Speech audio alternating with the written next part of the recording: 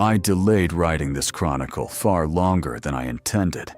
It was never because I lacked evidence. Over the course of many months, I gathered reports from magistrates, wandering priests, caravan captains, village scribes, and fellow archivists. The clues appeared everywhere, hidden in the margins of disaster records, buried within eyewitness testimonies of magical instability, and quietly repeated by witnesses who had never met one another.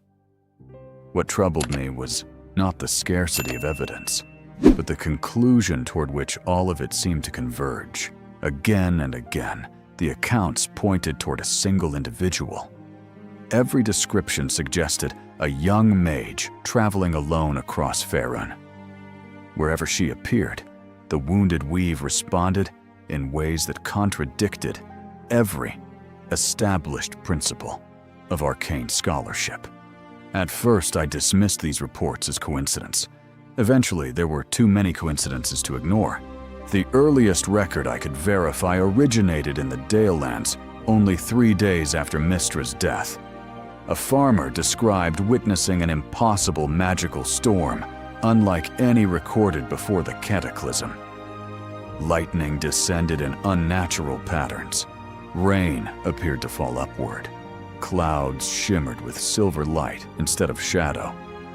According to his testimony, a solitary young woman walked directly through the heart of the tempest without hesitation. The remarkable detail was not her composure, but what followed.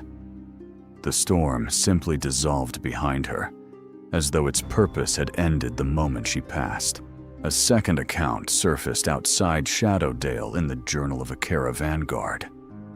He recalled meeting a young traveler who politely asked for directions to the nearest place devoted to Mystra. After he explained that the Lady of Mysteries had rarely been worshipped through grand temples, but rather through private shrines and personal devotion, the woman thanked him and continued her journey without another question. Only later did the guard notice that the enchantment protecting his ancestral sword had begun to glow faintly. According to his own account, he had carried that blade for years without ever realizing such magic still lingered within it. A third testimony reached me from a small village in Cormyr. There, I interviewed a child who had lost the ability to speak after surviving a violent surge of wild magic. His family claimed that a young woman had visited the village briefly, touched the boy's forehead, and departed without offering either explanation or introduction. Soon afterward, the child's voice returned. Yet what struck me most was not the recovery itself, but the strange gaps within his memory. He remembered the sound of her voice.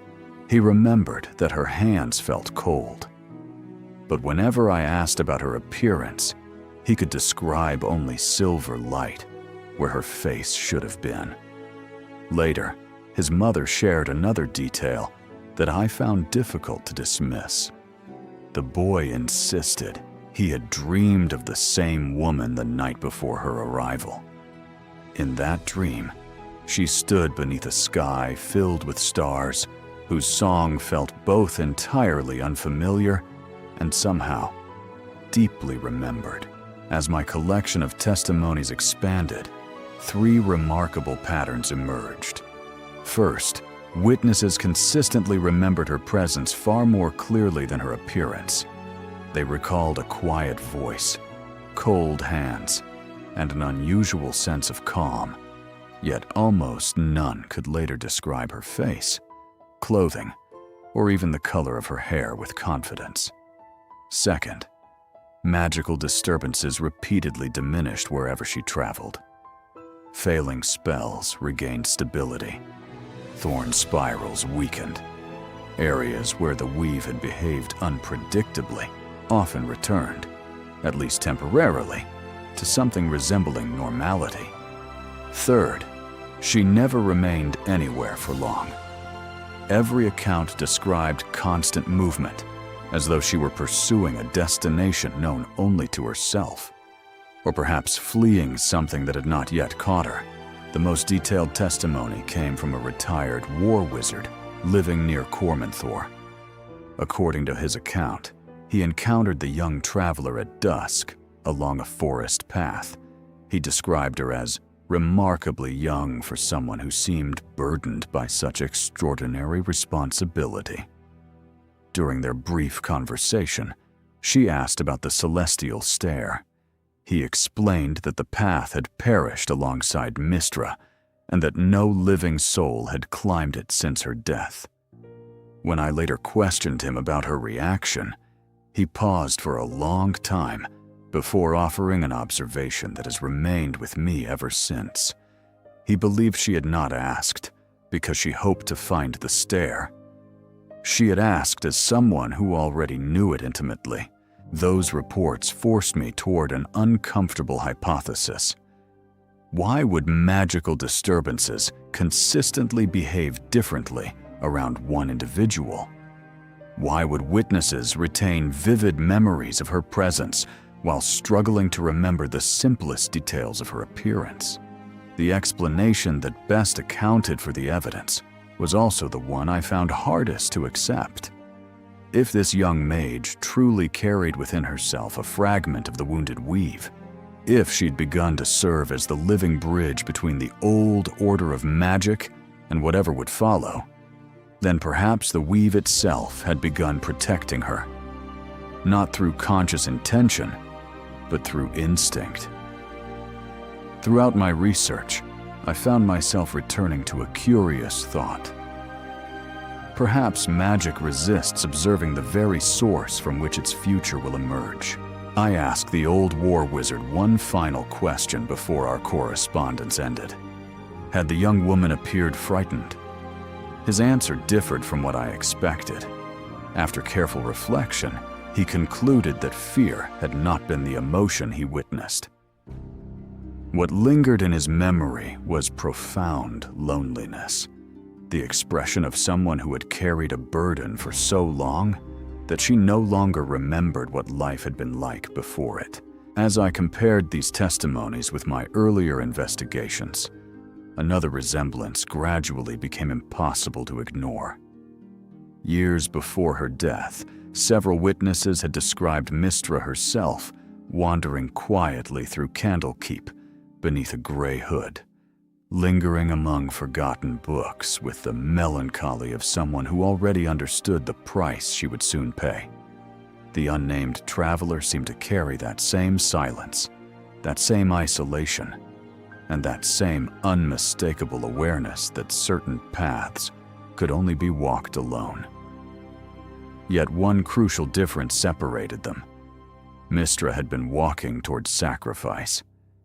This young mage appeared to be walking toward inheritance, a responsibility she had never sought, a power she could not simply refuse, and a future that would judge every choice she made. I attempted to follow her trail myself. My search carried me from the Dalelands into Cormyr and eventually toward the Thunder Peaks. Every promising lead ended in precisely the same way. Witnesses remembered seeing her only days before my arrival. Trails vanished without explanation. Records contradicted one another. More than once, I found myself wondering whether she knew she was being followed, or whether something far greater than either of us simply refused to let our paths cross. During that search, one of the few archivists in Candlekeep still willing to exchange letters with me forwarded the translation of a damaged Netherese prophecy.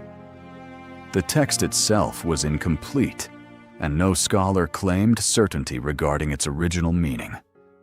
Yet the surviving lines described a future in which, after the final song had faded, the youngest would become the first to hear the music that followed.